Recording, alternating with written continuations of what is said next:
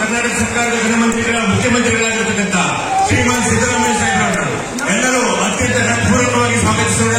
ಕುಮಟಾ ಪಟ್ಟಣಕ್ಕೆ ಆಗಮಿಸಿರ್ತಕ್ಕಂಥ ನಮ್ಮ ಕರ್ನಾಟಕ ಗಣ ಸರ್ಕಾರದ ಮುಖ್ಯಮಂತ್ರಿಗಳು ನಮ್ಮ ಜನಪ್ರಿಯ ಮುಖ್ಯಮಂತ್ರಿಗಳಿಗೆ ಮತ್ತೆ ನಮ್ಮ ಜನಪ್ರಿಯ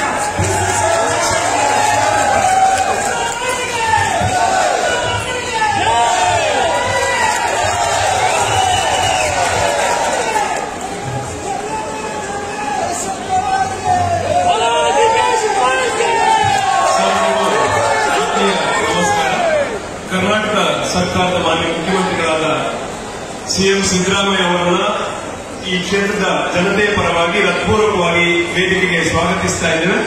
ಹಾಗೆಯೇ ಉಪಮುಖ್ಯಮಂತ್ರಿಗಳಾದಂತಹ ಡಿ.ಕೆ. ಶಿವಕುಮಾರ್ ಸರ್ ಅವರು ಕೂಡ ಭಕ್ತಿಪೂರ್ವಕವಾಗಿ ಈ ವೇದಿಕೆಗೆ ಸ್ವಾಗತಿಸ್ತಾ ಇದ್ದೇವೆ.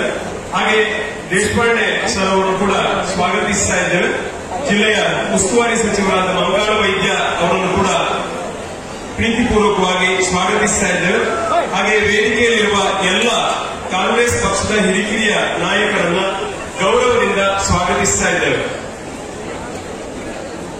ಹಾಗೆಯೇ ಶ್ರೀಯುತ ಭೀಮಣ್ಣ ನಾಯ್ಕ್ ಮಾನ್ಯ ಶಾಸಕರು, ಸತೀಶ್ ಶೈ ಮಾನ್ಯ ಶಾಸಕರು, ಹಾಗೆಯೇ ಮಾಜಿ ಸಚಿವರು, ಮಾಜಿ ಶಾಸಕರು ಎಲ್ಲರೂ ಕೂಡ ವೇದಿಕೆಗೆ ಉಪಸ್ಥಿತರಿದ್ದಾರೆ.